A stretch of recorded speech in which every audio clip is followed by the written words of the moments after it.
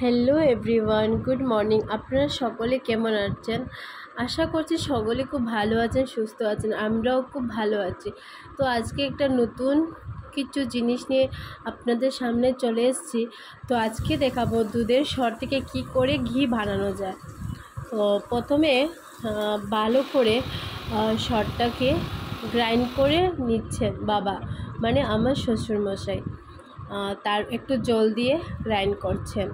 তো দেখতে পাচ্ছ এখানে হয়ে গেছে। তারপর আমাদের দুটো বাটিতে ছিল, তো এটাও দিয়ে দিচ্ছে। তারপর অল্প একটু জলও অ্যাড করে দেবে।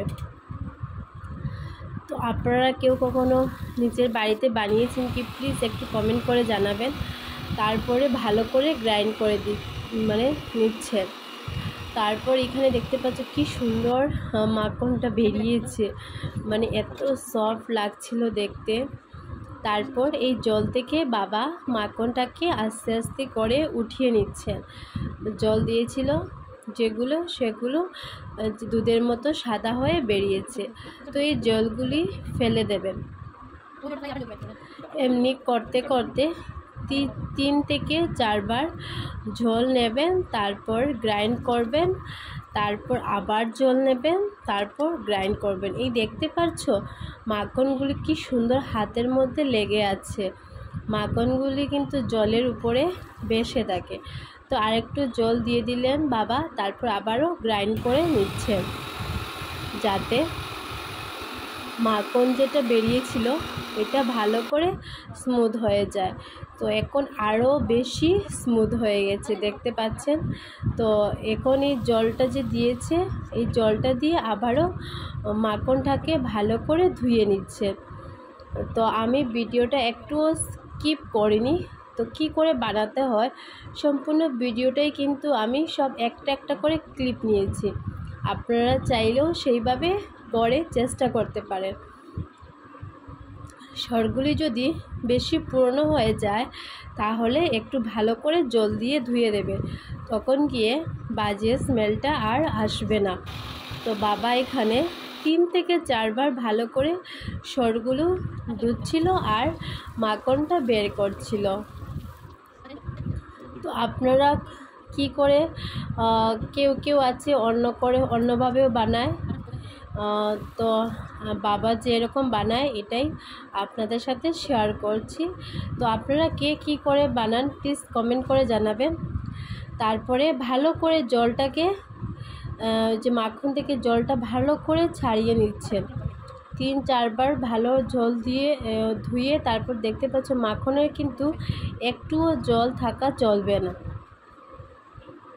যতটুকু সম্ভব 1 ফুটো 2 ফুটো জল থাকলে সব জলগুলি কিন্তু ভালো করে ক্লিন করে তারপরেই কড়াইতে দিতে হবে। তারপরে এই মাখনগুলো বাবা কড়াইটা গরম হওয়ার পর মাখন দিয়ে দিল কড়াইতে। তারপর দেখছো বাবা কি করে জল ফেলছে, মানে একটুও জল থাকা চলবে না। জল থাকলে নাকি ঘিটা আর ভালো হয় না। তো তোমরা চেষ্টা করবে যতটুকু সম্ভব একটুও যাতে জল না থাকে। আজকে আর বেশি কিছু বলবো না। তো আজকের ভিডিওটা এটা দিয়েই শুরু করেছি।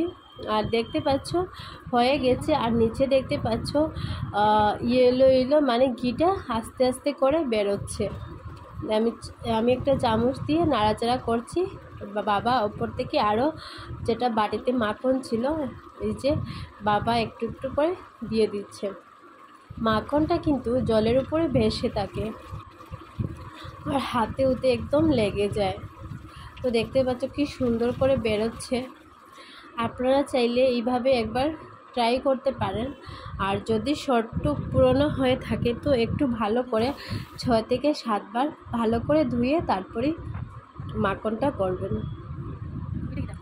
তারপর এখানে এই যে এগুলো বাবা উপর থেকে নিচ্ছিল আর আমাকে কি বলছিল, এইসব দিয়ে নাকি আমরা যে বুচ্ছুরি বলি এটাই বের হয়। তো ভালো করে হয়ে যাচ্ছিল আর কি সুন্দর একটা স্মেল বেরিয়েছে পুরো করে, এত দারুণ গন্ধ কি বলবো। ভিডিওটা আর বেশি লম্বা করব না, এই হতে হতে তো যদি আপনাদের ভিডিওটা ভালো লাগে প্লিজ আমার ইউটিউব চ্যানেলটা একটু সাবস্ক্রাইব করে দেবেন। আর আমার চ্যানেল যদি নতুন হয়ে থাকেন প্লিজ আমার চ্যানেলটা সাবস্ক্রাইব করে দেবেন, আর ভিডিওটা ভালো লাগলে লাইক কমেন্ট করে দেবেন। দেখতে পাচ্ছেন ঘিটা হয়ে গেছে। উপরে যে হলুদ অংশটা এটা হচ্ছে ঘি, আর নিচেরটা আবারও বাবা এই যে নিচে সাদা সাদাগুলো দেখতে পাচ্ছেন এটা আবারও বাবা কড়াইতে বসিয়ে দিয়েছে যাতে ভালো করে আবারও জাল হয়ে যায়। এই হলুদগুলি হচ্ছেই ঘি।